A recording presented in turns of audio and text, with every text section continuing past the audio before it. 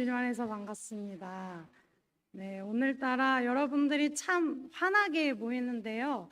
이게 이런 강렬한 조명 때문일까요? 아니면 원래 여러분들이 환해서 그런 걸까요? 음. 저 여러분들을 이런 시선으로 보는 건 또 처음인 것 같습니다. 그만큼 여러분들 얼굴이 오늘따라 찬란하게 빛납니다.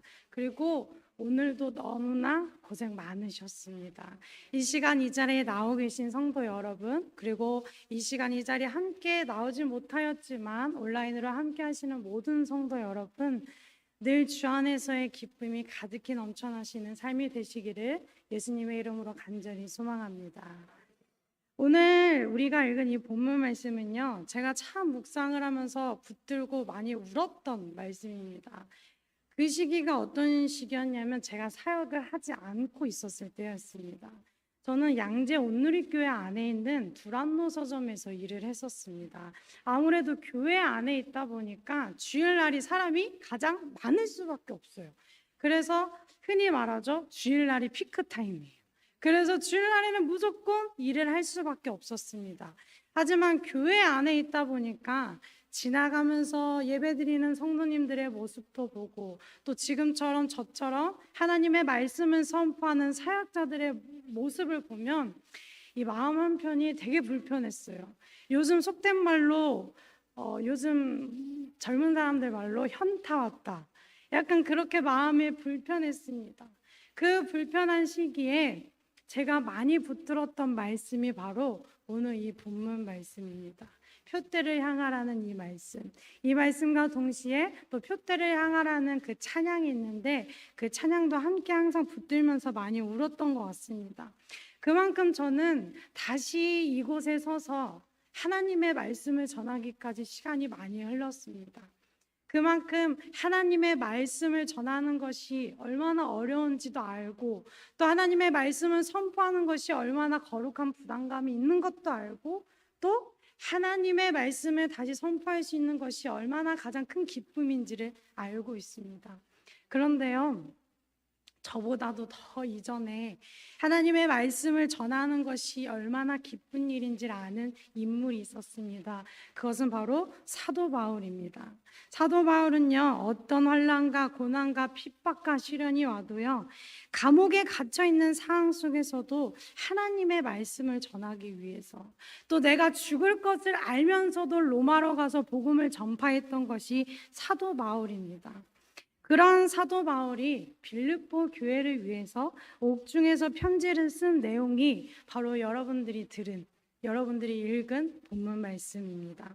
오늘 이 말씀을 통해서 옥중에서도 어려운 상황임에도 불구하고 바울이 빌립보 교회에게 그토록 전하고 싶었던 말씀이 무엇인지 말씀을 통해서 함께 은혜를 나누며 믿음으로 결단하는 귀한 시간이 되기를 간절히 소망합니다.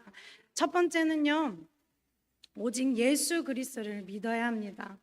사도 바울이 7절에서 9절 말씀을 보면 참 정말 깊이 있는 고백입니다. 내 모든 것을 해로 여기고 내 모든 것을 잃어버리고 배설물로 여긴다. 그리스도를 얻는 것이, 그리고 예수 그리스도 아는 지식이 가장 고상하다. 참 이 고백이 나올 수 있었던 것이 과연 단번에 되었을까요? 사도 바울은 어떤 사람인 줄 아십니까? 사도 바울은요, 순수한 이스라엘 족속의 혈통을 가진 자였습니다. 베냐민 지파였고요, 아브라함의 씨를 받은 이방인의 피가 섞이지 않은 히브리인 중에 히브리인이었습니다. 그리고 율법을 잘 지키는 바리새인이었고요, 교회를 다니는 성도들을 핍박하고 교회를 박해하던 율법에 흠이 없는 자가 사도 바울이었습니다. 그런 그가 다메섹 도상에서 예수님을 만나게 된 것입니다. 예수님을 만나서 영적인 체험을 하면서 본인의 삶이 송두리째 휘청거리는, 변화되는 영적인 경험을 하게 되었습니다. 눈이 멀게 되었고요, 다시 예수 그리스도의 이름으로 눈에 비늘이 벗겨지는 영적 체험도 하였고요, 그러면서 죽음의 위협도 받고 믿음의 사람들에게 인정받지 못하는 처절한 아픔도 겪었고요, 예수님의 제자들한테 배척당하는 경험도 하고 시기와 질투와 배신, 온갖 고난의 시간을 견뎌내면서 예수님이 하나님의 아들이라는 진리를 깨닫게 된 것입니다. 그래서 이러한 고백을 입술로 통해서 편지를 통해서 이야기할 수 있었던 것입니다. 여러분, 예수 그리스도를 믿으면요, 인생의 가치관이 바뀌어집니다. 내 삶의 가치관이 바뀌어집니다. 세상 속에서 수많은 지식과 학식을 배웠던 사도 바울이었지만 그 모든 지식으로는 구원을 받을 수 없다는 것을 깨달았습니다. 오히려 그것들이 세상적인 자랑이 되어서 교만이 되었고, 예수님을 믿는 그 믿음이, 그 지식들이 오히려 해가 된다는 것을 깨닫게 되었습니다. 예수 그리스도를 믿고 제자의 삶을 위하여, 사도로 부르심을 받은 그 삶을 위하여 자신이 그렇게 귀중하고 소중하게 여겼던 신분들을, 자신의 삶을 배설물로 여겼습니다. 사도 바울은 자신의 그 노력과 삶을요, 배설물이요, 진짜 나쁘게 말하면요, 똥, 음식물, 아니면 더 강렬하게 말할까요? 내 삶을요, 쓰레기처럼 여겼습니다. 과감하게 버렸습니다. 왜요? 왜 그랬을까요? 예수 그리스도를 얻기 위하여서 있습니다. 예수 그리스도를 아는 지식이 가장 고상하다라고 고백할 수 있었던 이유가 바로 이것입니다. 이렇게까지 모든 것을 다 포기하고 버릴 결단을 할 수 있었던 것이 오직 예수 그리스도를 아는 지식으로만, 오직 예수 그리스도의 은혜로 말미암아 주어지는 것이 구원, 복음, 기쁜 소식이기 때문입니다. 성도 여러분, 그래서 지금 우리는 누구를 위하여서 지식을 쌓고 공부를 하고 행동하고 있습니까? 무엇을 위하여 우리가 그렇게 살아가야겠습니까? 올 한 해 이제 1월이 이제 10일이 지났습니다. 우리가 항상 한 해를 맞이하면 막 열심히 뭘 해야겠다, 저거 해야겠다 하잖아요. 저는 지금 매년 다이어트를 결심하고 있습니다. 제가 올 한 해는 다이어트를 성공할 수 있도록 우리 성도 여러분들의 많은 그 헌신과 기도가 필요할 것 같습니다. 그러니까 그만큼 우리는 항상 초에 결단을 하게 됩니다.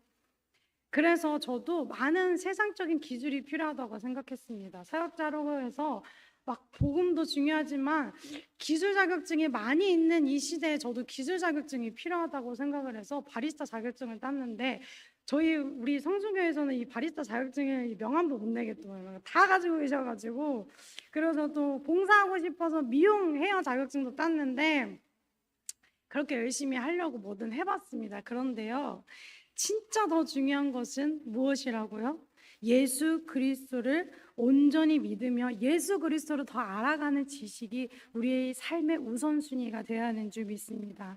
정말로 여러분들이요, 나를 위해서 살기 원한다면 먼저 죄 없으신 그분께서 우리의 죄를 대속하기 위하여 십자가에 죽으시고 말씀대로 3일 만에 부활하신 그 예수님을 아는 지식을 믿고 또 믿고 또 믿고 알아야 됩니다. 예수님을 더 깊이 알고 더 의지하고 더 간절히 믿으시고 소망하시길 바랍니다. 그것만이 구원받을 수 있는 복음이고 그것만이 놀라운 은혜이기 때문입니다. 두 번째는요, 오직 예수 그리스도를 향해야 합니다. 사도 바울은요, 우리가 어떻게 살아가야 될지 말씀으로 권면하고 증거하고 있습니다.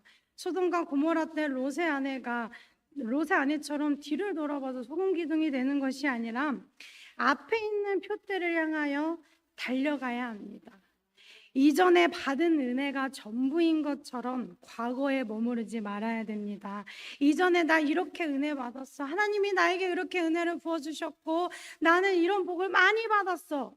그런데 여러분, 과거에 멈춰 있으면 안 됩니다. 주저앉으면 안 됩니다. 도태되지 말아야 됩니다. 우리는요, 안주하지 말아야 되고요, 나아가야 하는 그리스도인이 되어야 합니다. 여러분, 제가 이 표대를 향하여라는 이 말씀을 붙들고 많이 울었다고 했잖아요. 근데 이 말씀의 중심이 된 찬양도 있어요. 표대를 향하라는 찬양이 있는데 제가 한번 살짝 불러볼게요.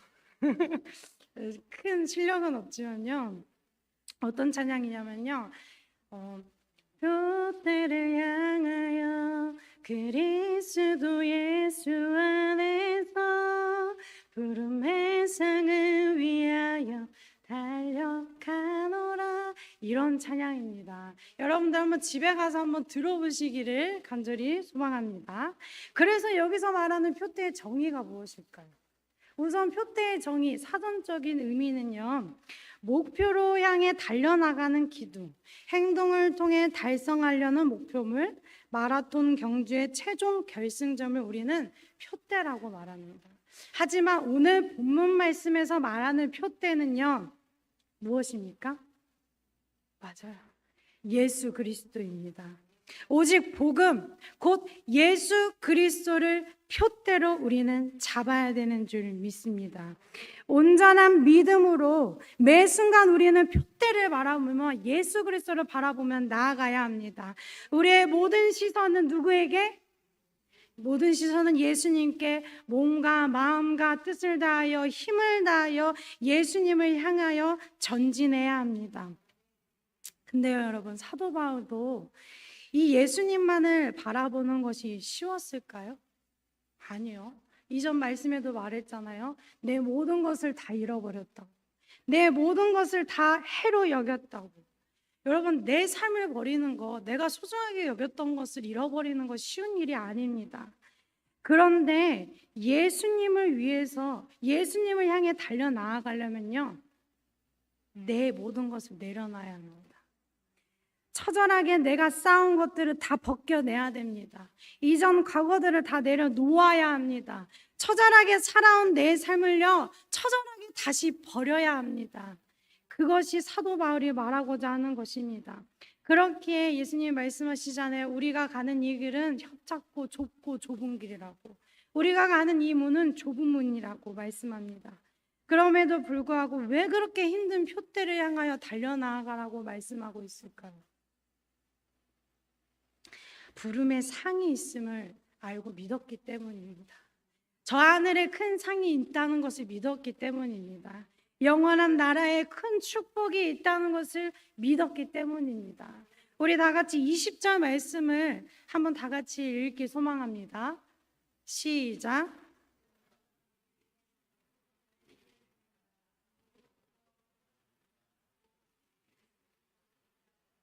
아멘.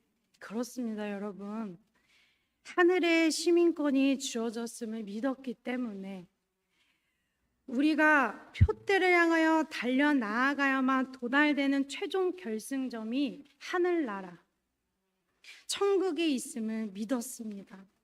그렇게 사도 바울은 예수님께 시선을 두며 선한 싸움을 싸우고 오라 나는 공고한 사람이로다 하면서 늘 갈등하면서 선한 싸움을 싸우면서 믿음을 지켜내는 길로 결단하며 온 인생을, 온 평생을 목숨을 다하면서까지도 바치면서 달려나아갈 수 있었던 이유인 것입니다.